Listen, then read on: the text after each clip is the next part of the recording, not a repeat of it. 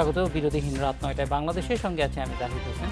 সবশেষ খবর নিয়ে থাকবো আমি সুমনা সিমি। খেলার খবর জানাবো আমি জহিরুল ইসলাম। শুরুতে জানাচ্ছি শিরোনাম। দেশে 24 ঘন্টায় করোনা শনাক্ত 688 জনের, 57 দিনেই ছাড়ালো 10,000।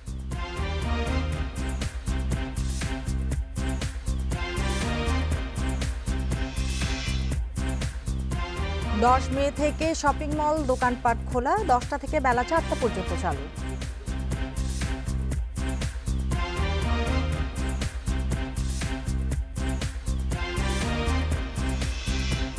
কেউ মানছে না স্বাস্থ্যবিধি, সরকারি নির্দেশনা, অলিগলি সড়কে বাড়ছে চলাচল।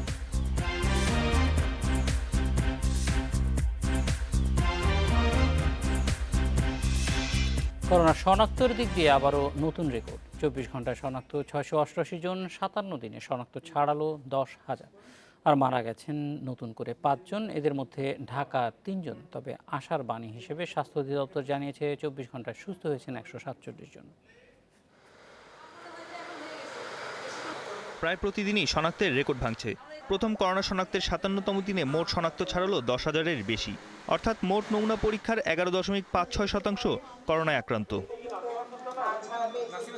প্রতিদিনের মতোই সোমবার দুপুরেও অনলাইনে সংবাদ সম্মেলন করে স্বাস্থ্য অধিদপ্তর। এতে জানানো হয় গত 24 ঘন্টায় 6,260 নমুনা পরীক্ষায় শনাক্ত 188 জন, যা এখন পর্যন্ত সর্বোচ্চ। আর মৃত্যু হয়েছে 5 জনের। বয়স বিভাজনে দেখা যায় যে 60 3 জন, 50 থেকে 60 একজন এবং 31 থেকে 40 বছর বয়সের মধ্যে একজন। এই 5 জনের মধ্যে 3 জন ঢাকার, একজন সিলেট এবং একজন ময়মনসিংহের। গত 24 ঘন্টায় সুস্থ হয়েছেন 147 জন। বিভাগ হিসেবে সবচেয়ে বেশি সুস্থ ঢাকায়, পরেই আছে ময়মনসিংহ। কুয়েত মৈত্রী হসপিটাল থেকে 13 জন, কুর্মিটোলা জেনারেল হসপিটাল থেকে 11 জন, ঢাকা মহানগর হসপিটাল 7 জন, রাজারবাগ পুলিশ লাইন থেকে 13 জন, লালকুটি হসপিটাল মিরপুর থেকে 4 জন, মুগদা মেডিকেল কলেজ হসপিটাল থেকে 14 জন, ঢাকা ডিভিশনের 11 জন, চট্টগ্রাম ডিভিশন 7 জন, রাজশাহী ডিভিশন 3 জন, ময়মনসিংহ ডিভিশন 17 জন, রংপুর ডিভিশন 4 জন এবং সিএমএইচ থেকে 14 জন সুস্থ হয়েছে। করোনা সংক্রমণ রোধে সবাইকে স্বাস্থ্যবিধি মেনে ঘরে থাকার আহ্বান জানানো হয় সংবাদ সম্মেলনে। বন ইবনে কামাল, ইন্ডিপেন্ডেন্ট নিউজ, ঢাকা। বিভিন্ন সংস্থা থেকে কিন্তু বলা হচ্ছিল যে মে মাসটা বাংলাদেশের জন্য পিক টাইম, এবং সেটিরই নমুনা আসলে আমরা দেখতে পাচ্ছি কিনা কয়েকদিন ধরে। সেটা তো বলাই যায়, কারণ গত কয়েকদিন ধরে আমরা দেখছি প্রতিদিনই আক্রান্তের সংখ্যা বাড়ছে এবং পরিস্থিতিটা আসলে এখন যেটি দেখা যাচ্ছে যে ঠিক সেই রকম সময়ই কিন্তু আবার লকডাউন এবং অন্যান্য যে মেজার্সগুলো ছিল সেগুলো শিথিল হচ্ছে। জাহিদ, আমরা যদি বৈশ্বিকভাবে বিশ্লেষণ করি, আসলে ঠিক একটি নির্দিষ্ট এলাকায় কিন্তু এটা সীমাবদ্ধ থাকছে না, রূপ পাল্টে এখন দেখা যাচ্ছে ল্যাটিন আমেরিকার দিকে ছুটছে। আমাদের পার্শ্ববর্তী দেশ ভারত, সেখানেও কিন্তু 1300-এর বেশি ছাড়িয়েছে। তো যেটা ট্রেন্ডটা যেটা দেখা গেছে, আশ্বস্ত হওয়ার উপায় নেই, এটা থেমে থাকছে না, এটা কিন্তু প্রতিটি কন্টিনেন্টই কিন্তু ছড়িয়ে পড়ছে আস্তে আস্তে। একটি ভালো দিক আমার কাছে জাহিদ মনে হচ্ছে যে ইউরোপ আমেরিকার চেয়ে মৃত্যু হারটা কিন্তু এখনো বাংলাদেশে অনেক কম। সেটা অবশ্য ভালো দিক, কিন্তু আবার একই সঙ্গে বলা যায় যে আমরা কিন্তু এটাতে ঢুকেছি একটু পরে, ফলে এই সময়টা খুবই গুরুত্বপূর্ণ। নেক্সট 20 আমরা কিন্তু এখনো জানি না সামনে কি আসছে। হ্যাঁ, এবং এটা যেটা দিয়ে মোটামুটি একটা ধারণা করা হয় যে কার্ভটা কিভাবে আপনার ডাউন ট্রেন্ডে যাবে। আমাদের এখনো শনাক্তের কার্ভ, মৃত্যুর কার্ভ সব কিন্তু উপরের দিকে যাচ্ছে, ফলে সেখান থেকে নিচের দিকে নামার পরে বোঝা যাবে যে সিচুয়েশনটা কি। এবং WHO কিন্তু এরপরেও মানে আশঙ্কা প্রকাশ করেছেন যে আরও 10 মে থেকে খুলছে শপিং মল, দোকানপাট ও ব্যবসা প্রতিষ্ঠান, তবে চালু রাখা যাবে সকাল 10টা থেকে বিকাল 4টা পর্যন্ত। এছাড়া 16ই মে পর্যন্ত গণপরিবহন বন্ধ থাকবে বলে নির্দেশনা দেওয়া হয়েছে। এদিকে সাধারণ ছুটিও বেড়েছে 16 মে পর্যন্ত। একই সাথে জানানো হয়েছে ঈদে কর্মস্থল ছাড়তে পারবেন না সরকারি কর্মচারীরা।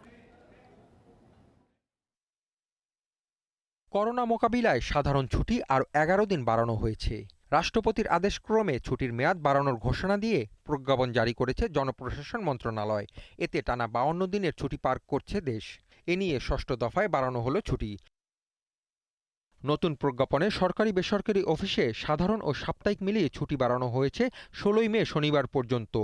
প্রজ্ঞাপনটিতে 12 দফা নির্দেশনা জারি করেছে সরকার। এবার সকল মন্ত্রণালয় ও তাদের নিয়ন্ত্রণাধীন অফিসগুলো খোলা থাকবে বলে প্রজ্ঞাপনে জানানো হয়। এদিকে বিভাগ, জেলা, উপজেলা, ইউনিয়ন পর্যায়ে কর্মরত কর্মকর্তা কর্মচারীদের দায়িত্ব পালনে নিজ নিজ কর্মস্থলে ঈদে অবস্থানের নির্দেশনা দেওয়া হয়েছে। মন্ত্রণালয়গুলো, বিভাগ এবং অধিদপ্তরগুলো আগের মতো করে এখানে খোলা থাকবে এবং সেক্ষেত্রে আপনারা অবশ্যই যে ঈদের সময়তে যে ছুটি, সেই ছুটিতে তারা সস্থানে থাকবে, তার স্টেশন নিয়ে করবে। নতুন প্রজ্ঞাপনের নির্দেশনা অনুযায়ী স্বাস্থ্যসেবা বিভাগ প্রণীত শিল্প কারখানায় স্বাস্থ্যবিধি নিশ্চিতকরণের নির্দেশনা প্রতিপালনের নির্দেশনা দেওয়া হয়েছে। পরিস্থিতি বিবেচনা ও শ্রমিক নিরাপত্তা নিশ্চিত করে পর্যায়ক্রমে কলকারখানা চালু করা হবে বলে প্রজ্ঞাপনে বলা হয়। রপ্তানিমুখী যে শিল্প কলকারখানা যেগুলো খোলা হয়েছে তা খুলবে, খোলা হয়েছে অলরেডি, তারা যাতে করে পুরোপুরি স্বাস্থ্যবিধির মধ্যে থেকে তাদের কর্মকাণ্ড করে। এদিকে প্রধানমন্ত্রীর অনুমোদন ক্রমে মন্ত্রিপরিষদ বিভাগ আরও একটি নির্দেশনা জারি করেছে। এতে বলা হয়েছে 10 মে থেকে সীমিত আকারে খুলবে শপিং মল, দোকানপাট ও ব্যবসা প্রতিষ্ঠান।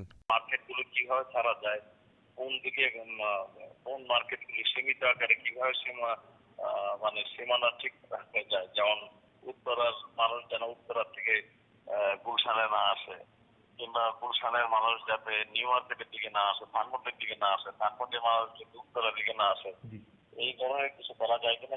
একই সাথে সন্ধ্যা 6টার পরিবর্তে রাত 8টার পর বাইরে বেরোনে নিষেধাজ্ঞা জারি করেছে মন্ত্রিপরিষদ বিভাগ। Hasib Mahmud Shah, independent news, Dhaka. প্রতিদিনই যে হারে করোনা রোগী শনাক্ত হচ্ছে, এমন অবস্থায় শপিং মল, ব্যবসা প্রতিষ্ঠান খুলে দেওয়া ঝুঁকি আরও বাড়াবে কিনা? ঝুঁকি তো বিশেষজ্ঞরা বলছেন বাড়াবে, কিন্তু আসলে এই প্রশ্ন এখন সারা পৃথিবীতেই যে ঝুঁকি কতটুকু পর্যন্ত নিতে হবে, কিভাবে নেওয়া যাবে, কারণ আপনি বলছিলেন কার্ভটা ঊর্ধ্বমুখী, অনির্দিষ্টকালের জন্য সবকিছু বন্ধ রাখারটাও আসলে আমরা এফোর্ড করতে পারি কিনা। তবে সেটা সময়টা যথাযথ হয়েছে কিনা, অন্যান্য দেশেও কিন্তু যখন কার্ভটা নিচের দিকে নামা শুরু করেছে তখন ধীরে ধীরে খোলা শুরু হয়েছে। এবং এই ক্ষেত্রে শুধুমাত্র খোলাই না, যারা যেই শিল্প কারখানা বা শপিং মল খুলবে তাদের প্রস্তুতি কতটা হবে। আমরা দেখেছি যে লকডাউন মানানোর জন্যই কিন্তু সরকার যে নির্দেশনাগুলি দিয়েছে সেগুলি সবই মানুষ যথাযথভাবে মানেনি। এই জন্যই আশঙ্কাটা অনেক বেশি যে এখনও যে নির্দেশনাগুলি দিচ্ছেন সেগুলি তারা ঠিকঠাক মতো মানবেন। যাই অন্যান্য দেশে এক্সেপশনও আছে। আমরা যদি সুইডেনের দিকে দেখি, লকডাউনে গুরুত্ব না দিয়ে তারা ইন্ডিভিজুয়াল রেসপন্সিবিলিটি, তারা প্রত্যাশা করেছেন যে জনগণ যেই নির্দেশনা দেওয়া হবে সেটা মানবেন এবং মেনে চলেই কিন্তু তারা সেই পরিস্থিতি সামলেছে। সেইটার প্রথম দিকে সামলেছে বলে যেই বিষয়টা ছিল, এখন কিন্তু দেখা যাচ্ছে যে সুইডেনের এই মডেলটা খুব বেশি কার্যকর নয় বলে সেটা বাংলাদেশের জন্য হয়তো, যেহেতু আমাদের জনসংখ্যা বেশি, শুধু জনসংখ্যা না, তাদের এডুকেশন, তাদের সিস্টেম সবকিছুর সঙ্গে কম্পেয়ার করা আসলে সম্ভব না। আম আপেলের কখনো কম্পেয়ার সম্ভব না। ফলে এটা আসলে আমি মনে করি যে এটা মানে ঠিক যথাযথ হবে না আমরা যদি একই রকমের ব্যবস্থায় যেতে চাই। সুইডেন এখনো পর্যন্ত এটা প্রুভ না যে তাদের এটা, কারণ আমরা জানি প্রথম থেকে দুটো তত্ত্ব ছিল, একটা হচ্ছে যে লকডাউনের মধ্যে থাকতে হবে যেন না ছড়ায়, আর একটা তাত্ত্বিক আছেন যারা বলছেন যে হার্ড ইমিউনিটির মাধ্যমেই এটার যুদ্ধ করতে হবে। ফলে এটা আসলে যুদ্ধক্ষেত্রে আপনি কোন অস্ত্রটা ব্যবহার করবেন এটা তো অবশ্যই সিদ্ধান্তের বিষয়, কিন্তু আমরা আসলে যেহেতু ঝুঁকিটা হচ্ছে জীবন এবং মরণ, ফলে এখানে হার্ড ইমিউনিটির যেই অস্ত্রটাই আপনি নেন না কেন, সেই অস্ত্রটা, সেই নির্দেশনা জনগণের কাছে ঠিকমতো পৌঁছাচ্ছে কিনা, বা পৌঁছালেও তারা সেটা আসলে প্রয়োগ করতে পারছেন কিনা, যথেষ্ট সতর্ক থাকছেন কিনা। ডক্টর জায়েদ হোসেন কিছুক্ষণ আগেই কিন্তু বলেছেন, তার কথা কিন্তু একদম স্পষ্টভাবে বলেছেন যে পরিস্থিতি এখন যেটা আছে সেখানে কিন্তু নিতান্ত প্রয়োজন ছাড়া তিনি এটা প্রস্তাব করছেন না যে মানুষজন বাইরে হোক, এটা কিন্তু তিনি একেবারে সাজেস্ট করছেন না। জি, আমরা একটু এ বিষয়ে কথা বলবো। আমাদের সঙ্গে রাজধানীর হেয়ার রোড থেকে যোগ দিয়েছেন জনপ্রশাসন প্রতিমন্ত্রী ফরহাদ হোসেন। স্বাগত ফরহাদ হোসেন। আমরা জানি সারা পৃথিবীতেই এখন একটা বড় প্রশ্ন, লাইভ নাকি লাইভলিহুড, কোনটাকে আমরা সামনে নিয়ে আসবো, অথবা দুটার মধ্যে কিভাবে একটা সমন্বয় করা হবে, ব্যালেন্স করা হবে। বাংলাদেশের জন্য এটা অনেক বড় চ্যালেঞ্জ, অন্য অনেক দেশের মতোই। এই ক্ষেত্রে যেই ব্যবস্থাগুলি নেওয়া হচ্ছে লাইভলিহুডের ক্ষেত্রে, সেটা নিয়ে মানুষের মধ্যে, অনেকের মধ্যে আবার আশঙ্কা, ঝুঁকির কথা বলা হচ্ছে। দুটার মধ্যে আসলে ব্যালেন্স কিভাবে করা হবে সেই ব্যাপারে আপনাদের চিন্তাটা কি? ধন্যবাদ আপনাকে। আসলে আমরা যে আমাদের মার্চের ২৬ তারিখ থেকে আমরা বন্ধ ঘোষণা করলাম, তখন কিন্তু আমরা লাইফকে ফার্স্ট প্রায়োরিটি দিয়ে কিন্তু এতদিন ধরে আমরা সেই বন্ধটা রেখেছি এবং যে পরিস্থিতিতে আমরা বন্ধ করেছিলাম, আমরা চোখ বন্ধ করে দিয়েছিলাম এইজন্য যে এই মহামারী থেকে উত্তরণ করার জন্য। এবং এখানে একটা অজানা একটা মহামারী এবং সারা বিশ্বের কাছে একটা নতুন অভিজ্ঞতা। তো সেক্ষেত্রে ইতিমধ্যে আমাদের যে অভিজ্ঞতাটা তৈরি হয়েছে তা হচ্ছে সামাজিক যে সচেতনতা সেটাই কিন্তু এই রোগের সবচেয়ে বড় প্রতিষেধক বলেন আর এখান থেকে উত্তরণের। তো সেক্ষেত্রে আমরা বেশ অনেকদিন সময় অতিবাহিত করেছি এবং সেক্ষেত্রে আমাদের লোকজনকে ঘরে রাখা এবং তাদের স্বাস্থ্যবিধি মেনে চলা এবং সেভাবে চলাতে আমরা বেশ বলব যে অনেকটা কিন্তু আমরা অভ্যস্ত করতে পেরেছি। আপনি জানেন যে ছোট্ট একটি দেশে বিশাল জনসংখ্যা এবং অত্যন্ত বিশ্বের ঘন জনবসতিপূর্ণ একটি দেশ এবং সেক্ষেত্রে আজকের যে পরিস্থিতি আমরা জীবন এবং জীবিকা লাইফ এবং আপনার লাইভলিহুড যেটা আপনি বললেন তো সেক্ষেত্রে কিন্তু আমাদের আজকের যে চিন্তাভাবনা যে জীবনকে ধরে রেখে যে অভ্যাসে আমরা অভ্যস্ত হতে পেরেছি, সেটা যদি আমরা আরেকটু সচেতন হয়ে আমরা যদি আমাদের সেই জীবিকার জন্য কিছু ভাবে আমাদেরকে বেঁচে থাকতে হবে, সামনে এগিয়ে যেতে হবে। তো সেক্ষেত্রে যদি আমরা এই সচেতনতা ধরে রেখে এই কাজগুলো স্বাস্থ্যবিধি অনুযায়ী আমরা করতে পারি, তাহলে আমরা কিন্তু আমাদের সেই সংক্রমিত হবার বা সেরকম ঝুঁকি এড়াবার আমাদের সুযোগ থেকে যাবে। তো অবশ্যই সেক্ষেত্রে আমি বলব যে আমাদের দুটির মধ্যে যে সমন্বয়, সেই সমন্বয় করার আমরা চেষ্টা করছি। তবে ১ম এ আমরা আমাদের প্রায়োরিটি হচ্ছে জীবনকে প্রায়োরিটি দিতে হবে। যাতে করে অন্যরা সংক্রমিত না হয়, এটা ছড়িয়ে না পড়ে সেজন্য সকলকে সম্মিলিতভাবে সেখানে সহযোগিতা করতে হবে। ফরহাদ হোসেন, আমরা দেখছি গত কয়েকদিন যাবৎ যখন রোগী শনাক্ত হচ্ছেন অনেক বেশি এবং প্রায় সারা দেশেই এখন রোগটি ছড়িয়ে গেছে, ফলে এই ক্ষেত্রে ধীরে ধীরে যখন বিধিনিষেধগুলি শিথিল করা হচ্ছে সেই ক্ষেত্রে যে কর্তৃপক্ষগুলি অর্থাৎ যে শপিং সেন্টার, দোকানপাট, তাদের প্রস্তুতি কীরকম হওয়া দরকার, তাদের কাছে আপনাদের বার্তাটা যথাযথ পৌঁছানো যে তারা কিভাবে প্রস্তুতি নিবে সেইটার জন্য বাড়তি সচেতনতা, উদ্যোগ কীরকম নেওয়া হচ্ছে? আপনি দেখেছেন আজকে যে প্রজ্ঞাপনটি আছে, সেই প্রজ্ঞাপনে কিন্তু স্বরাষ্ট্র মন্ত্রণালয় থেকে এই দোকানপাট খোলার ব্যাপারে একটি আলাদা প্রজ্ঞাপন দেয়া হয়েছে এবং আমাদের মন্ত্রিপরিষদ বিভাগ থেকেও একটি প্রজ্ঞাপন গেছে এবং সেটি আপনারা দেখেছেন এবং আমাদের জনপ্রশাসন থেকেও যে প্রজ্ঞাপনটি গেছে সেখানে দেখেছেন যে আসলে আমাদের দোকানপাটগুলোকে অবশ্যই স্বাস্থ্যবিধিকে সর্বোচ্চ আ ও অগ্রাধিকার দিতে হবে। সেক্ষেত্রে অবশ্যই যে গাড়িগুলো সেখানে আসবে সেইটাকে আ আপনার করতে হবে, জীবাণুমুক্ত করতে হবে। যারা আসবেন তারা পরিষ্কার-পরিচ্ছন্নভাবে ঢুকবেন এবং তারা যাতে করে আপনার যখন বড় শপিং মলগুলোতে ঢুকবেন, তখন আ ওই তারা অবশ্যই আপনার জীবাণুনাশক যে আমাদের আর্চেস আছে তার মধ্য দিয়ে এবং পা ধুয়ে এবং সাবান পানিতে হাত ধুয়ে তারা যাতে করে ভিতরে ঢুকতে পারেন সে ধরনের নির্দেশনা সেখানে দেয়া হয়েছে। তারা অবশ্যই মাস্ক পরবেন এবং তাদেরকে বলা হয়েছে যে তারা অবশ্যই যে স্বাস্থ্যবিধির মধ্যে তাদেরকে অবশ্যই নিরাপদ দূরত্ব থেকেই কিন্তু তারা সেই শপিং তারা করতে পারবেন। এবং সেটি আমরা আ পরীক্ষামূলকভাবে আমরা দেখছি। কারণ আমাদের সামনে ঈদ আছে। যেহেতু আমরা পয়লা বৈশাখ সেটিও ছিল আমাদের এই সমস্ত দোকান মালিক সমিতি তাদের যে বিশাল একটি ক্ষতি হয়ে গেছে ইতিমধ্যে। তো সেক্ষেত্রে আমাদের সবকিছু বিবেচনা করে অর্থনীতির এই বিষয়টিকে বিবেচনা করে অত্যন্ত স্বল্প পরিসরে এই কথাটি স্পষ্ট করে বলা হয়েছে। স্বল্প পরিসরে অত্যন্ত সীমাবদ্ধতা রেখে যাতে করে এক স্থান থেকে ঢাকার এক জায়গা থেকে আরেক জায়গাতে যাতে করে আমাদের যারা ক্রেতা তারা না যান। নিজ জায়গাতে অত্যন্ত সতর্কভাবে স্বাস্থ্য সচেতনতা মেইনটেইন করে তারা যেন ক্রয় করেন এবং প্রত্যেকটা শপিং মল এবং দোকানগুলো সেই স্বাস্থ্যবিধি মেনে চলবেন এবং আমাদের ক্রেতাদেরকে সেভাবে সহযোগিতা করবেন। যাতে করে একটি সুন্দর স্বাস্থ্যবিধির মধ্য দিয়ে আমরা এই কাজটি করতে পারি। সেটি আমরা সবচেয়ে সর্বোচ্চ গুরুত্ব দিয়েছি।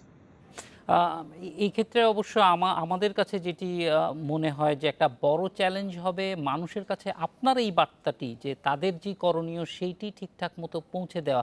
আমরা এর আগেও বিভিন্ন সময়ে দেখেছি যে এইখানে আমাদের একটা গ্যাপ থেকে যাচ্ছে। সেই ক্ষেত্রে আপনারা অন্য কোনোভাবে যেটা আছে যে গণমাধ্যম একটা ব্যবস্থা তো নিচ্ছেই, এছাড়া দোকান মালিকরা তাদেরকে আলাদা কোনো ধরনের নির্দেশনা, ছাপা নির্দেশনা অথবা অন্য কোনো মেজার্স নেওয়ার সুযোগ আছে কিনা? আপনি জানেন যে যারা ঢাকার বিভিন্ন যদি আপনি ধরে রাখেন বিপণী বিতান যেগুলো রয়েছে, শপিং মল যেগুলো রয়েছে, তারা এই এমনিতেই তারা অনেকটা স্বাস্থ্যকর পরিবেশ সেখানে রাখে। আপনি সেটি যে বড়, বড় যেসব মলগুলো আছেন সেগুলো আপনি দেখেছেন এবং সেটি কিন্তু আমাদের আমাদের অবশ্যই পুলিশ প্রশাসন এবং জনপ্রশাসনের তরফ থেকে আমরা তদারকি করব, দেখব এবং যাতে করে ঝুঁকিমুক্তভাবে সেটি করতে পারি। এটি আপনি নিশ্চয়ই বলছেন এটি বড় চ্যালেঞ্জ। তবে আপনি নিশ্চয়ই এটি জানেন যারা এটি ক্রয় করতে যাবেন তারা সেই সচেতনতা নিয়েই সেখানে যাবেন। কারণ আপনি অন্য জায়গা থেকে যদি একটু তুলনা করে দেখেন, যে সমস্ত ক্রেতারা এই সমস্ত জায়গাতে আসেন তারা নিজেরাই স্বাস্থ্য সচেতন এবং তারা কিন্তু সে ধরনের একটা সুবিবেচক হিসেবে সে ধরনের আ আ কমিউনিটি থেকেই কিন্তু তারা আসেন। তো আমার মনে হয় যে এই চ্যালেঞ্জটি মোকাবেলা করা আমাদের জন্য আ আগের মতো অত কঠিন হবে না। কারণ মানুষ যারা এখানে আসবেন তারা অত্যন্ত সচেতনতা নিয়ে এখানে আসবেন। স্বাস্থ্যবিধি মেনে চলে নিরাপদ দূরত্ব থেকে মাস্ক পরে এবং গগলস পরেই কিন্তু তারা এবং হ্যান্ড গ্লাভস পরেই তারা আসবেন এবং সেখানে পর্যাপ্ত আমাদের স্যানিটাইজার থাকবে যাতে করে হাত ধুয়ে এবং সেভাবে পরিষ্কার-পরিচ্ছন্ন করে তারা সেখানে শপিং অল্প সময়ের মধ্যে করে তারা চলে যেতে পারে। জনাব ফরহাদ হোসেন, অনেক ধন্যবাদ আমাদের সঙ্গে যোগ দেওয়ার জন্য। একদিকে বাড়ছে করোনা সংক্রমণ, আরেকদিকে খুলছে শপিং মল। এ পরিস্থিতিতে দ্বিধা দ্বন্দ্বে ভুগছে সাধারণ মানুষ। তারা মনে করছেন করোনা সংক্রমণ ঠেকাতেই সাধারণ ছুটি বাড়ানো হচ্ছে। সেজন্য অপ্রয়োজনে ঘর থেকে না বের হওয়া এবং সামাজিক দূরত্ব মেনে চলতে হচ্ছে সব শ্রেণী পেশার মানুষকে। কিন্তু পোশাক কারখানা, শপিং মল, দোকানপাট খুলে গেলে সংক্রমণের ঝুঁকি বাড়ার আশঙ্কা সাধারণ মানুষের।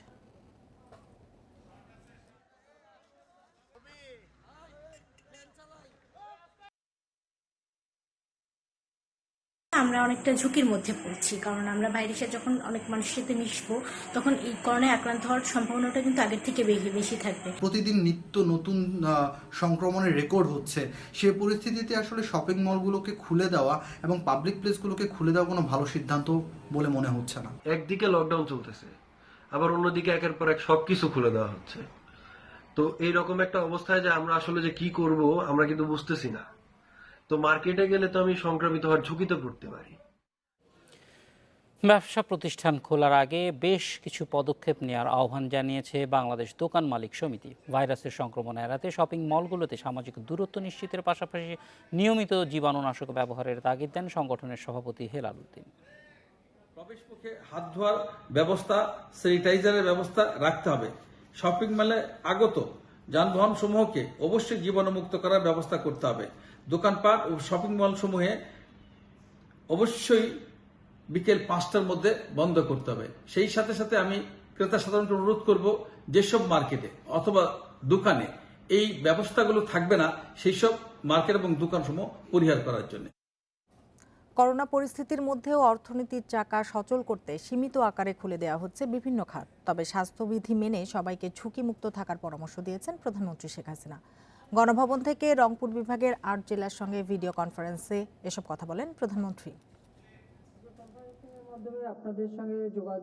মহামারী করোনা মোকাবিলার পাশাপাশি দেশের অর্থনীতিকে সচল রাখতে এবং রমজানের বাজার ব্যবস্থায় সরকারের নানা পদক্ষেপ জানিয়ে বিভিন্ন নির্দেশনা দিয়েছেন প্রধানমন্ত্রী শেখ হাসিনা। ঈদ উল ফিতরের আগে মানুষের কেনাকাটার ব্যবস্থা নেওয়া হচ্ছে জানিয়ে সবাইকে ঝুঁকিমুক্ত থাকারও পরামর্শ দিয়েছেন তিনি। বলেন, জেলাভিত্তিক বিভিন্ন ক্ষুদ্র ও কুটির শিল্প খুলে দেওয়ার কথা। সরকারি অফিস আদালত সব সীমিত আকারে আমরা চালু করে দিচ্ছি যাতে মানুষের কষ্ট না হয় এবং সামনে ঈদের আগে কেনাকাটা বা যা যা দরকার সেগুলির জন্য মানুষ করতে পারে। কিন্তু এখানে একটা যে মাথায় রাখতে হবে যে খুব বেশি খোলামেলা সবার সাথে মেশা বা এক জায়গায় জড়ো হওয়া বা খুব বড় জনসমাগম করা, এই জায়গা থেকে সবাইকে মুক্ত থাকতে হবে। দেশের মানুষকে মহামারী থেকে রক্ষা করাই সরকারের সবচেয়ে বড় লক্ষ্য উল্লেখ করে প্রধানমন্ত্রী বলেন, এ সময়ে উপার্জনহীনদের খাবার ও নগদ অর্থ সহায়তা দেওয়া হবে। দেশে যাতে কোনো রকম খাদ্য সংকট না হয় সেজন্য চলতি মৌসুমে 10 লাখ টন ধান সহ 21 লাখ টন খাদ্যশস্য সংগ্রহ করবে সরকার। আয় উপার্জনের পথ নাই, তাদের জন্য আমরা কিছু নগদ আর্থিক সহায়তাও এই ঈদের আগে দিতে চাই। অন্তত পক্ষে রোজা বা ঈদের সময় তারা যেন কিছু সহযোগিতা পায়, সেই ব্যবস্থাটা আমরা করব যাতে মানুষের খাদ্য নিরাপত্তা নিশ্চিত হয়। প্রধানমন্ত্রী বলেন, বিশ্ব স্বাস্থ্য সংস্থার গাইডলাইন মেনেই সরকার করোনা মোকাবিলা করছে। এজন্য নানা পদক্ষেপের কথাও জানান সরকার প্রধান। তিনি চিকিৎসক, নার্স, স্বাস্থ্যকর্মী, আইনশৃঙ্খলা বাহিনীর সদস্যদের কাজের প্রশংসা করেন। অন্যদের মতো মিডিয়া কর্মীদেরও সুরক্ষিত থেকে কাজ করতে বলেছেন। আমাদের মিডিয়া কর্মী সহ যারা আছেন তারাও কিন্তু নিজেদেরকে সুরক্ষিত রাখবেন। ইতিমধ্যে কয়েকজন মিডিয়া কর্মীও আমি দেখেছি তারাও আক্রান্ত হয়েছে। তাদের এই জন্য বললো সবাইকে সুরক্ষিত থাকার জন্য আমি অনুরোধ জানাচ্ছি সবাইকে। মহামারী পরবর্তী খাদ্যের যোগান নিশ্চিতে পতিত জমিতে চাষাবাদের জন্য আবারও পরামর্শ দিয়েছেন প্রধানমন্ত্রী। রংপুরের জেলাগুলোতে আর যেন মঙ্গা ফিরে না আসে, সংশ্লিষ্ট সবাইকে সেদিকে খেয়াল রাখারও নির্দেশ দিয়েছেন সরকার প্রধান। Zahidul Bashar, independent news, Dhaka. করোনা পরীক্ষার নমুনা জমা দিতে রাজধানীর নির্ধারিত হাসপাতালগুলোতে দীর্ঘ লাইন দেখা গেছে। সবচেয়ে বেশি ভিড় বঙ্গবন্ধু শেখ মুজিব মেডিকেল বিশ্ববিদ্যালয়ের সামনে। দীর্ঘ সময় অপেক্ষা করেও সময় মতো নমুনা দিতে পারেননি বলে অভিযোগ অনেকের। পরীক্ষার পর টেস্টের ফল পেতেও উঠেছে ভোগান্তির অভিযোগ। দ্রুত করোনা পরীক্ষার ফল না পেলে সংক্রমণের ঝুঁকি কয়েক গুণ বাড়ার আশঙ্কা বিশেষজ্ঞদের। করোনা পরীক্ষার নমুনা জমা দেওয়ার জন্য এই অপেক্ষা রাত থেকে। করোনা উপসর্গ নিয়ে শারীরিক কষ্ট সহ্য করেই বিএসএমএমইউ হাসপাতালের সামনে অপেক্ষার লক্ষ্য সকালেই যেন সম্ভব হয় টোকেন সংগ্রহ করা। হাসপাতালটি থেকে প্রতিদিন দেয়া হচ্ছে 350 টোকেন।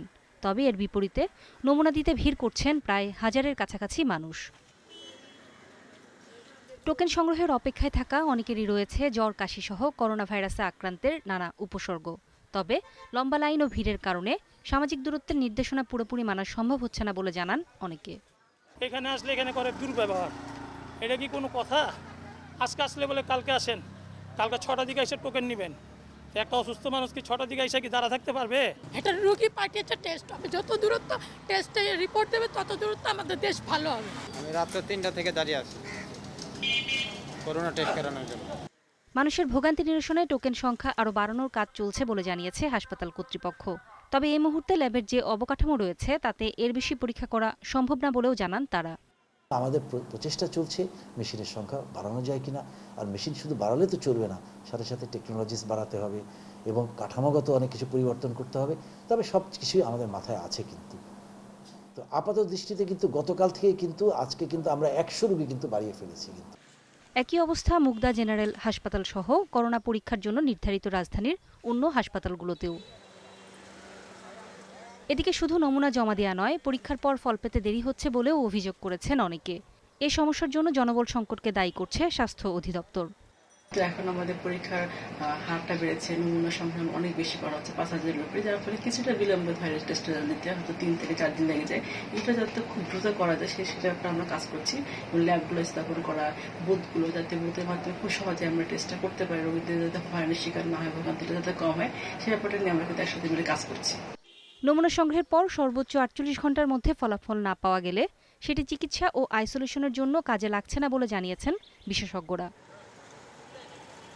নুরে জান্নাত, ইন্ডিপেন্ডেন্ট নিউজ। পোশাক কারখানার শ্রমিকদের রাজধানীতে আসার অনুমতির সুযোগ নিচ্ছেন অন্য পেশাজীবীরাও। ঢোকার জন্য দিচ্ছেন নানা অজুহাত। দূরপাল্লার বাস ও গণপরিবহন বন্ধ থাকলেও আসছেন ভেঙে ভেঙে। পুলিশ বলছে ঢাকায় আসা মানুষের স্রোত আংশিক সামলাতে পারছেন তারা। রাজধানীর গাবতলীর আমিনবাজার সেতু, এই সেতু পেরিয়েই ঢুকতে হবে ঢাকায়। দেশের বিভিন্ন প্রান্ত থেকে আসা লোকজন সেতু পেরিয়ে চলে যাচ্ছেন নিজ নিজ গন্তব্যে। কিন্তু করোনা সংক্রমণ রোধে ঢাকায় প্রবেশ ও বের হওয়ায় নিষেধাজ্ঞা থাকলেও তা মানছেন না অনেকেই। সেতুর গাবতলী প্রান্তে তল্লাশি চৌকিতে পুলিশ আটকালে দিচ্ছেন নানা অজুহাত। সাভার ফুলবাড়িয়া থেকে আসছি, এখন যাব বড়বাজার। পাবনা থেকে আসছি। আমি ব্যবসা করি, গুলিস্তানের দোকান আছে আমার বন্ধ, আমি টাকা উঠাইতে যাচ্ছি। এখনো চলছে সাধারণ ছুটি, তবে খুলেছে পোশাক কারখানা ও বেসরকারি কিছু প্রতিষ্ঠান। ফলে গত কয়েকদিন ধরেই বহুগুণ বেড়েছে ঢাকামুখী মানুষের চাপ। দূরপাল্লার বাস ও গণপরিবহন বন্ধ থাকায় তারা আসছেন ভেঙে ভেঙে বিভিন্ন যানবাহনে অতিরিক্ত ভাড়া গুনে। অনেকে আসছেন দীর্ঘ পথ হেঁটেও। পরিস্থিতি সামলাতে বেগ পেতে হচ্ছে আইনশৃঙ্খলা বাহিনীকে। মানুষকে তো আর পথির মধ্যে আটকা যাওয়ার মতন কোনো নাই, মানে আমাদের সিস্টেম এখন করতে পারতেছি না। তো আমরা চেষ্টা করতেছি, যেগুলা আছে সেগুলা তো যাচ্ছে। একই চিত্র রাজধানীর আরেক প্রবেশ পথ পোস্তগোলায়। বাড়তি মানুষের চাপ এখানেও। এ অবস্থায় সবার পরিচয়পত্র দেখা সম্ভব হচ্ছে না বলে জানায় পুলিশ। এর মধ্যেও যারা ঢাকায় আসার উপযুক্ত কারণ দেখাতে পারছেন না, তাদের বিরুদ্ধে ট্রাফিক আইনে দেয়া হচ্ছে মামলা। অজুহাত নিয়ে বারবার আসছে, আমরা অনেককে ফিরিয়ে দিচ্ছি, অনেকে মানে যৌক্তিক কারণ মনোপুত হওয়ার পরে তাদেরকে প্রবেশ করতে দিচ্ছি, কিন্তু আসলে কেউ মানে বিষয়টারে এই যে একটা মহামারী, করোনা ভাইরাস বিশ্ব মহামারী, এই বিষয়টা কেউ অনুধাবনও করতে পারছে না ঠিকমতো। করোনা বিস্তার ঠেকাতে গত 5 এপ্রিল থেকে জরুরি সেবা ছাড়া অন্য কারো ঢাকায় আসা যাওয়ার নিষেধাজ্ঞা জারি করেছিল পুলিশ। পরে পোশাক কারখানা খোলার সিদ্ধান্ত নেয় খুব দ্রুতই পাল্টাতে থাকে চিত্র। ঢাকায় ঢোকার ঢল নামে। এতে সংক্রমণ ঝুঁকি আরও বাড়ার আশঙ্কা করছেন বিশেষজ্ঞরা। Farzana Akter, independent news, Dhaka. রাজধানীর বাজারে লোক সমাগম হয় বেশি, ফলে করোনা সংক্রমণের ঝুঁকিও বেশি, কিন্তু এ নিয়ে কোনো সচেতনতাই নেই ক্রেতা বিক্রেতাদের। মাস্ক, সুরক্ষা সরঞ্জাম থাকে না অনেকেরই, মানেন না নিরাপদ দূরত্ব নিশ্চিত করার নির্দেশনা। এতে হিমশিম খেতে হচ্ছে আইন শৃঙ্খলা বাহিনীর সদস্যদের। দেশে করোনা ভাইরাসে আক্রান্তের সংখ্যা ৯,৫০০ ছুঁই, আর মারা গেছেন ১৭৭ জন। তারপরও মানুষের মধ্যে নেই তেমন সচেতনতা। পুরান ঢাকার দয়াগঞ্জ বাজারের দৃশ্য এটি। ঘড়িতে সময় বিকেল ৫টা। বিকেল ৪টার মধ্যে বন্ধের নির্দেশনা থাকলেও তখনও দোকানপাট খোলা, চলছে বিকিকিনি। বাজারের ভেতরে একমুখী চলাচলের নির্দেশনাও মানা হচ্ছে না। জানি 4টা পর্যন্ত কিনা বাজার কম, এই কারণে বই দেখি ইত্যাদির মধ্যে জায়গা। মাস্ক আছে কিন্তু আমি মনে ভুলে রেখে আসছি, আমি তড়ি ঘড়ি করে বাসা দোকান থেকে বেরিয়ে আসছি তো। একই চিত্র দেখা গেছে টিপু সুলতান রোডের পাশের জোরপুর লেনেও। কোনো ধরনের সুরক্ষা ব্যবস্থা ছাড়াই ইফতার সামগ্রী বিক্রি করছেন এই বিক্রেতা। মাস্ক বাসায় রেখে আসছি, মানে নামাজ পড়ছি তো, নামাজ পড়ে আর খেয়াল নাই, চলে আসলাম। বাজারগুলোতে সাধারণ মানুষের অসচেতনতায় ক্ষোভ পুলিশের এই কর্মকর্তার কণ্ঠে। জানান, যখন তারা বাজার পরিদর্শনে যান তখন কিছুটা দূরত্ব মানা হয়, কিন্তু তারা চলে আসার কিছুক্ষণ পরই আবার আগের অবস্থা। সোশ্যাল ডিস্টেন্সটা সঠিকভাবে মানতে চায় না, এদেরকে অনেক বলার পরে মানে না। এটা নিজের থেকে না হলে এটা আর করার কিছু নাই। এটা যার ভিতর থেকে যদি সোশ্যাল ডিস্টেন্সটা তারা যদি না মানে, তাহলে ওইভাবেই মানতে হবে, এছাড়া কোনো উপায় নাই। বাজারগুলোর নিরাপদ দূরত্ব নিশ্চিতে পুলিশের পাশাপাশি কাজ করছেন সেনাবাহিনীর সদস্যরাও। জীবাণুনাশক ছিটানো, মানুষকে সুরক্ষা সামগ্রী ব্যবহার নিশ্চিতে তৎপর তারা। যারা কর্মমুখী মানুষ, যাদেরকে জীবিকার তাগিদে বের হতে হচ্ছে, তাদেরকে কিভাবে সুরক্ষিত রাখা যায়। এছাড়া আমরা চেষ্টা করছি যে যারা এমনিতেই কোনো কারণ ছাড়াই ঘর থেকে বের হয়ে আসছে, তাদেরকে উদ্বুদ্ধ করার জন্য, মোটিভেশন দেওয়ার জন্য, যেন তারা ঘরে থাকেন। আইন শৃঙ্খলা বাহিনীর সদস্যদের আশঙ্কা, সাধারণ মানুষ সচেতন না হলে করোনার সংক্রমণ রোধ করা কঠিন হবে। Buddhadeb Kundu, independent news, Dhaka. এবার খেলার খবর জানাবেন জহিরুল ইসলাম। ধন্যবাদ সিমি জাহিদ। করোনা সংক্রমণের হাতে গোনা কয়টি উপায় সম্পর্কে আমরা জানি, কিন্তু আইসিসির যে মেডিকেল টিম তারা গবেষণায় দেখেছে 101টিরও বেশি উপায় তারা দেখেছে যেভাবে করোনা সংক্রমণ হতে পারে। এটা অবশ্য ক্রিকেটের জন্য অনেক বেশি প্রযোজ্য, কারণ ক্রিকেটের অনেক বেশি গিয়ার, প্রত্যেকটা গিয়ারের সঙ্গেই কিন্তু আলাদা আলাদাভাবে এটার একটা সম্পর্ক আছে, তাই না? এবং অনেকেই কিন্তু সম্পৃক্ত, শুধু ক্রিকেটার না, দেখা যাচ্ছে medical team staff, coaching staff, অনেকে বাস চালক, অনেকগুলো ইস্যু আছে। এবং সেই কারণে আসলে ক্রিকেটে সংক্রমণের ম্যাচ যদি হয় সেক্ষেত্রে দেখা যাবে সংক্রমণের একটা ভালো সুযোগ আছে, এবং সেটা নিয়ে কিন্তু আইসিসি একটা গবেষণা করছে। এবং মেডিকেল টিম যেটা করছে যে সদস্য দেশগুলোকে এ বিষয়ে একটা নির্দেশিকা দিবে, সেটা এখনো সম্পূর্ণ হয়নি, খুব শীঘ্রই হয়তো আমরা সেটা পেয়ে যাবো। জানিয়ে দিচ্ছি বিস্তারিত, শুরুতেই জানাবো শিরোনাম। করোনার 100 দিক নিয়ে কাজ করছে আইসিসি, সিরিজ আয়োজনের সংকট দেখছে এশিয়া। বছর ধরে লিগ বন্ধ থাকায় বিপাকে হকি খেলোয়াড়রা, করোনাতেও পাশে নেই ফেডারেশন।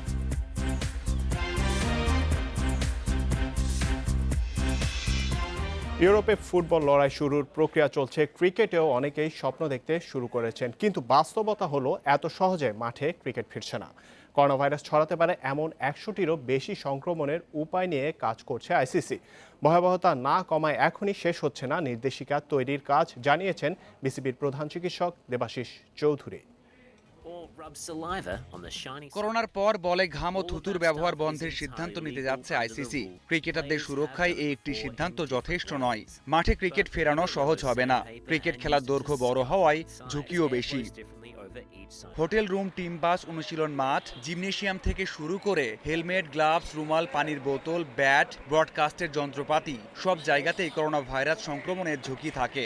এমন 100-রও বেশি বিষয় নিয়ে কাজ করছে আইসিসি। মেডিকেল টিম প্রধান পিটার হারকোড প্রতিনিয়ত কথা বলছেন সদস্য দেশগুলোর মেডিকেল টিমের সাথে। জিনিসটা এত সিম্পল না যে বলই যে একমাত্র ভেক্টর তা না, কিন্তু ভেক্টর কিন্তু 100টা আছে। হেলমেট আছে, টাওয়েল আছে, পানির বোতল আছে, সবকিছুর ব্যাপারে তো একটা সিদ্ধান্ত নিতে হবে। কি কি জিনিস আমাদের জন্য হ্যাজার্ডাস হতে পারে সেটার একটা লিস্ট তৈরি করা। করোনার পর সবচেয়ে বেশি সমস্যায় পড়বে এশিয়ার দেশগুলো। নিরাপত্তার ঝুঁকি আছে কিনা তা দেখে নেওয়ার সংস্কৃতি চালু আছে।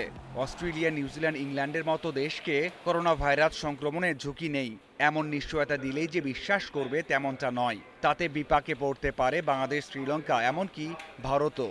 আমাদের মতো দেশগুলো, এইসব থার্ড ওয়ার্ল্ডের দেশগুলো, এখন অস্ট্রেলিয়া যদি আমাদের দেশে আসে তাহলে কিসের ভিত্তিতে ওরা বুঝবে যে আমাদের দেশ সেফ? ওরা যদি মনে করে যে আমাদের দেশ এখনো হাইজিনিক না, স্বাস্থ্যকর না সব ব্যবস্থাগুলো, ওরা নাও আসতে পারে।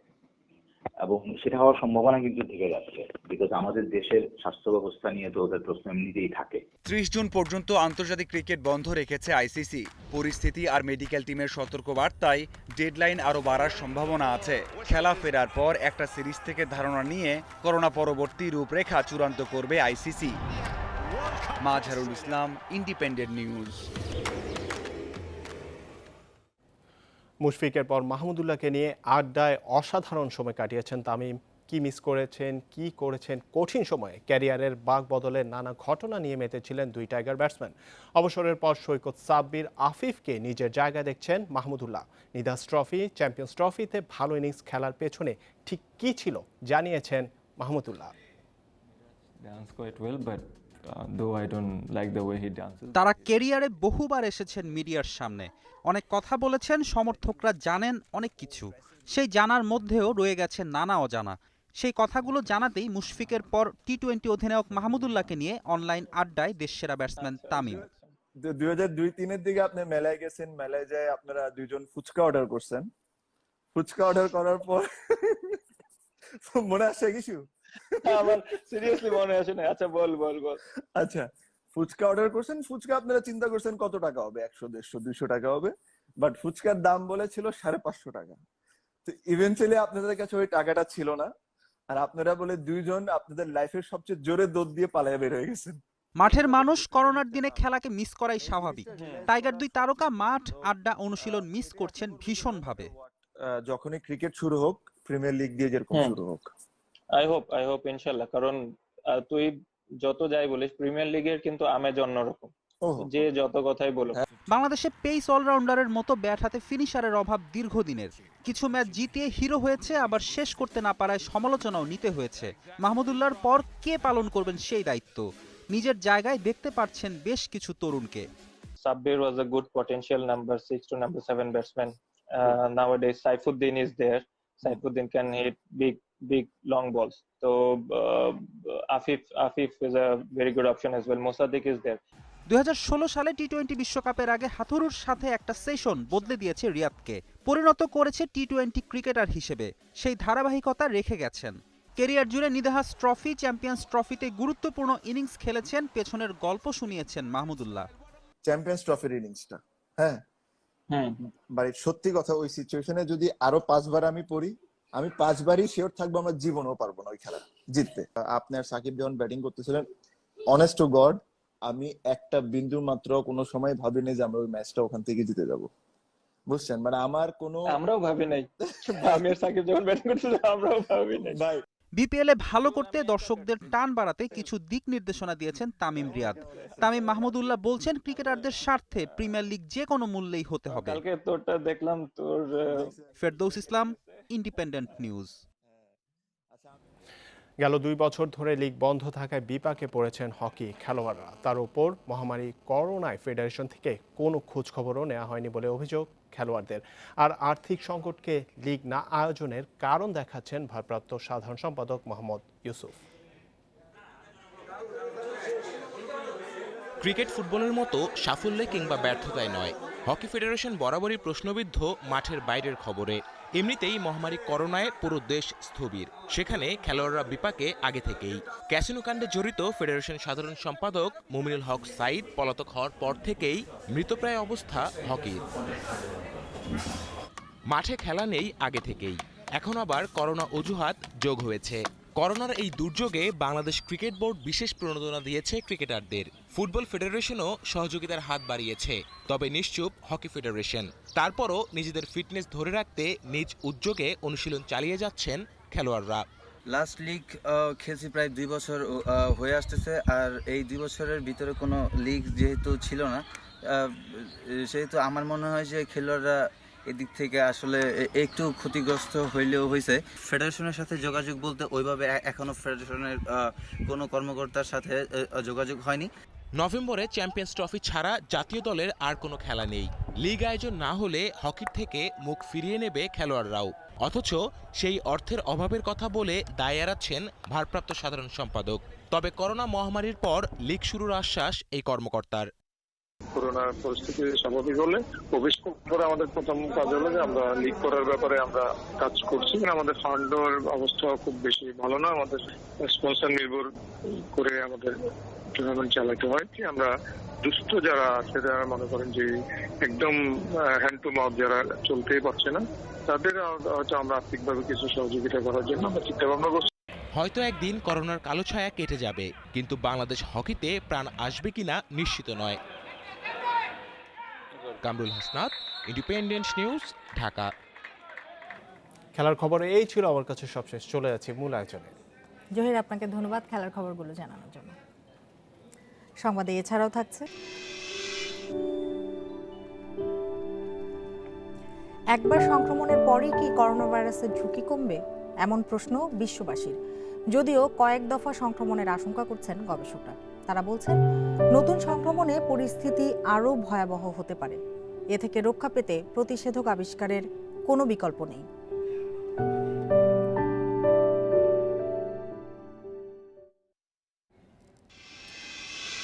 এ নিয়ে প্রতিবেদন থাকছে সংবাদের শেষ অংশে।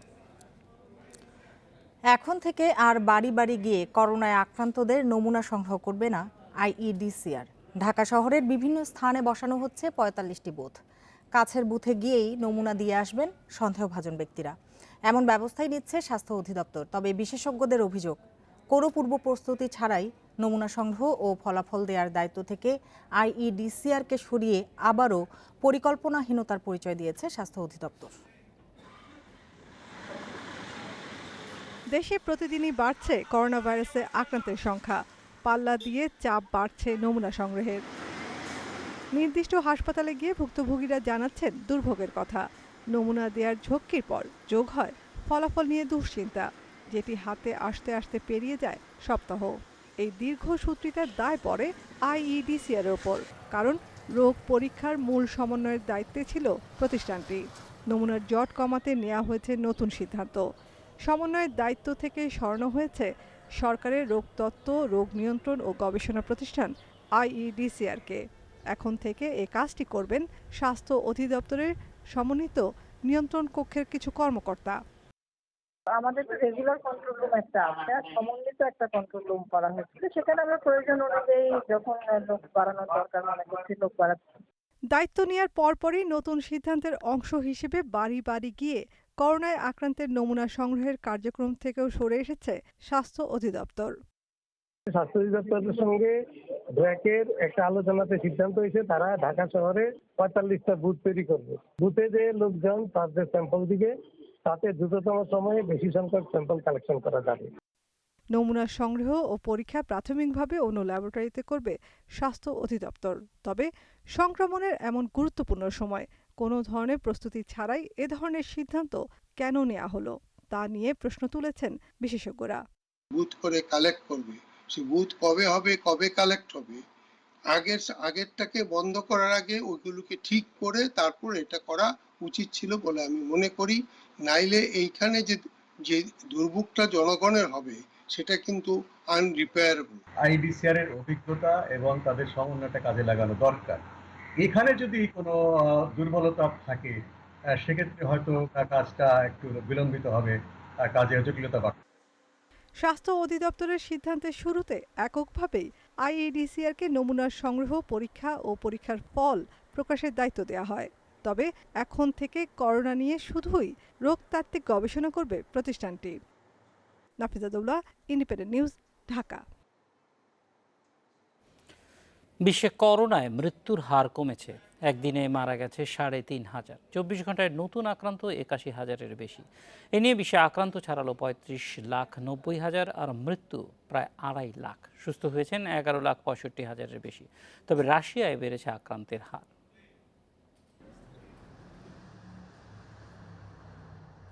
করোনা পরিস্থিতির উন্নতি হয়েছে ইতালি, স্পেন ও ফ্রান্সে। ইতালিতে ২ মাস পর প্রাণহানি নেমেছে ২০০-র নিচে। রোববার দেশটিতে মারা গেছেন ১৭৫ জন। লকডাউন শিথিল করতে শুরু করেছে সরকার। তবে শিক্ষা প্রতিষ্ঠান, সিনেমা হল ও বেশিরভাগ দোকানপাট বন্ধই থাকছে। জুনে চালু হবে বার ও রেস্তোরাঁ। সংক্রমণ ও মৃতের হার কমায় ১১ মে থেকে লকডাউন তুলে নিতে যাচ্ছে ফ্রান্স। তবে বহাল থাকছে কিছু বিধিনিষেধ। ফ্রান্সে প্রবেশকারীদের বাধ্যতামূলক ১৪ দিনের কোয়ারেন্টিনে রাখার পক্ষে স্বাস্থ্যমন্ত্রী। তবে প্রেসিডেন্টের বাসভবন থেকে প্রকাশিত বিবৃতিতে বলা হয়, শেনজেন অঞ্চল থেকে আসাদের ওপর এই নিয়ম বলবৎ হবে না। একদিনে স্পেনে মারা গেছেন ১৬৪ জন, যা মার্চের মাঝামাঝি সময়ের পর সর্বনিম্ন। দেশটিতে প্রাণহানি ২৫,০০০-এর বেশি। আক্রান্তের ৬০ ভাগেরও বেশি মানুষ সুস্থ হয়েছেন। অর্থনীতি স্বাভাবিক রাখতে ৪ ধাপে লকডাউন শিথিলের সিদ্ধান্ত নিয়েছে সরকার। ৪ মে থেকে শুরু হয়ে জুনের শেষ সপ্তাহে শেষ হবে লকডাউন। যুক্তরাষ্ট্রে রোববার ১,০০০-এরও বেশি মানুষের প্রাণহানি ঘটেছে। মিসৌরির একটি মাংস প্রস্তুতকারক প্রতিষ্ঠানের ৩ শতাধিক কর্মীর শরীরে মিলেছে করোনা ভাইরাস। এদিকে প্রেসিডেন্ট ডোনাল্ড ট্রাম্প আশা করছেন এ বছরের মধ্যে ভ্যাকসিন তৈরি করবে তার দেশ। যুক্তরাজ্যে প্রাণ গেছে ৩১৫ জনের। দেশটিতে প্রাণহানি ছাড়িয়েছে ২৮,০০০। এদিকে একদিনে সর্বোচ্চ আক্রান্তের রেকর্ড করেছে রাশিয়া। ২৪ ঘন্টায় দেশটিতে করোনা শনাক্ত হয়েছে ১০,৬৩৩ জনের। দেশটিতে মোট আক্রান্ত ১,৩৪,০০০-এর বেশি। তবে সে তুলনায় মৃত্যুর হার কম। আক্রান্তের সংখ্যা ১ লাখ ছাড়িয়েছে ব্রাজিলে। প্রাণ গেছে ৭,০০০-এরও বেশি মানুষের। করোনার ক্ষতি পুষিয়ে উঠতে বুধবার থেকে বেসরকারি প্রতিষ্ঠান খুলে দেওয়ার অনুমতি দিয়েছে জর্ডান। তবে বন্ধই থাকছে শিক্ষা প্রতিষ্ঠান, মসজিদ, গির্জা, বিনোদন কেন্দ্র। সোমবার থেকে কয়েকটি শহরে মসজিদ খুলে দেওয়ার সিদ্ধান্ত নিয়েছে ইরান। করোনা ইস্যুতে প্রায় ১০০ তালেবান বন্দীকে মুক্তি দিয়েছে আফগানিস্তান। Nusrat Serin, independent news. ফ্লুর মতো কোভিড-১৯ও কয়েক দফায় সংক্রমণ ঘটাতে পারে বলে আশঙ্কা জানিয়েছেন বিশেষজ্ঞরা। তাদের দাবি, আগে থেকে সতর্ক না হলে করোনার দ্বিতীয় দফার হানা হতে পারে আরও বেশি ভয়ঙ্কর, আর এতে মারা যেতে পারে কয়েক লাখ মানুষ। বিশেষজ্ঞরা বলছেন, নতুন দফায় সংক্রমণ থেকে রক্ষা পেতে দরকার কার্যকর প্রতিষেধকের। ১৯১৮ সালের স্প্যানিশ ফ্লু ইনফ্লুয়েঞ্জা মহামারী নামেও পরিচিত। প্রাণ হারায় ৫ কোটিরও বেশি মানুষ। এসেছিল কয়েক দফায়, যা ছিল প্রথমবারের চেয়ে অনেক বেশি ভয়াবহ। এছাড়া ১৯৫৭ থেকে ১৯৬৮ সাল পর্যন্ত বিশ্বে অন্যান্য ফ্লু মহামারীও সংক্রমণ ঘটায় কয়েক দফায়। ২০০৯ সালের এপ্রিলে যুক্তরাষ্ট্রে শুরু হয় সোয়াইন ফ্লু মহামারী। সিডিসি বলছে, সেবার এটি কয়েক দফায় সংক্রমণ ঘটেছিল শরৎ ও শীতে। বিশেষজ্ঞদের আশঙ্কা, ফ্লুর মতো করোনাও নতুনভাবে ফিরে আসতে পারে। প্রতিষেধক আবিষ্কার না হওয়া পর্যন্ত করোনা কয়েক দফা সংক্রমণ ঘটাতে পারে বলে হুঁশিয়ারি বিশ্ব স্বাস্থ্য সংস্থার। একই উদ্বেগ জানিয়েছেন সিডিসির পরিচালক ডাক্তার রবার্ট রেডফিল্ড। তিনি আশঙ্কা করেন, দ্বিতীয় দফায় করোনা সংক্রমণ হতে পারে আরও বেশি ভয়াবহ। গবেষকদের ধারণা, শুষ্ক ও ঠান্ডা আবহাওয়ায় অনেক দিন বেঁচে থাকে করোনা ভাইরাস, আর গরমে এর সংক্রমণ কমে আসে বলে জানিয়েছে যুক্তরাষ্ট্রের ডিপার্টমেন্ট ফর হোমল্যান্ড সিকিউরিটি। সেই হিসেবে শীতের মৌসুমে করোনার প্রাদুর্ভাব ঘটাতে পারে বলে আশঙ্কা করা হচ্ছে। শরৎকালে যুক্তরাষ্ট্রে দ্বিতীয় দফায় করোনা সংক্রমণ ঘটতে পারে বলে সতর্ক করেন দেশটির শীর্ষ সংক্রামক রোগ বিশেষজ্ঞ ডাক্তার অ্যান্থনি ফাউচিও। ভাইরাসটি অতিমাত্রায় সংক্রামক ও বিশ্বব্যাপী তা ছড়িয়ে পড়ায় এই আশঙ্কা তার। এছাড়া করোনার দ্বিতীয় দফা সংক্রমণের ঝুঁকির আশঙ্কা জানান ব্রিটিশ প্রধানমন্ত্রী Boris Johnson, German chancellor Angela Merkel সহ কয়েক দেশের সরকার প্রধান। সায়রা খান, ইন্ডিপেন্ডেন্ট নিউজ। দর্শক, এই ছিল রাত 9টায় বাংলাদেশে ইন্ডিপেন্ডেন্ট টেলিভিশনের সব খবর আরও বিস্তারিত জানতে চোখ রাখুন ফেসবুক, ইউটিউব এবং টুইটারে। সঙ্গে থাকার জন্য ধন্যবাদ।